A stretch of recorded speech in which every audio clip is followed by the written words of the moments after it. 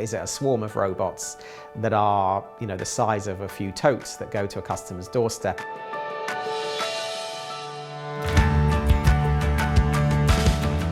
Drones in remote locations are really interesting. Drones in areas that are hard to access are really interesting. Drones for small parcels that are very light but valuable are interesting. But drones delivering to somebody who lives on the 5th floor in a 12-story tower are, at the moment, probably impossible and a long way off. Two areas of development that we're both involved in and very interested in at the moment that are probably a lot closer than anything drone related. One is obviously the move towards more eco-friendly vans, enabling them to arrive in an electric van rather than a diesel van. That means that if you can buy renewable electricity, you've significantly decreased your CO2 footprint, but also in terms of diesels and other pollutants and stuff like that, particularly in city centres. So that's something that we're already working on. We've got a number of electric vehicles in the fleet, we've got some hybrid vehicles in the fleet, and the developments in that space are really interesting.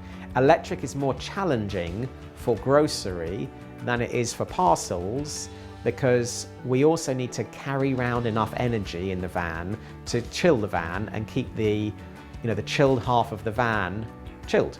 And obviously if you're doing parcels, you don't need to worry about that. And so the challenge of how much energy you can store in a battery is more important in our business than it is in delivering normal parcels. The other area, of course, is the driverless van and the kind of curb to kitchen. So what do you do with the driverless van? Do you ask the customer to come out and there's a locker?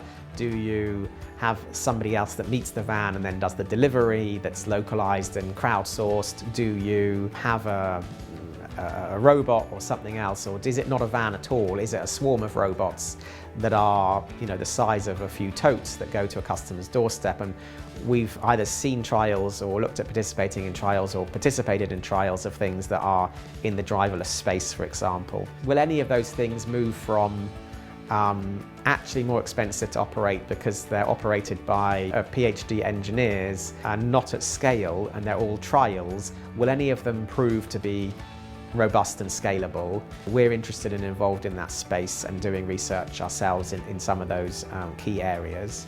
So I think the combination of environmental impact and productivity that are two areas that we could see some significant moves in the next 10 years.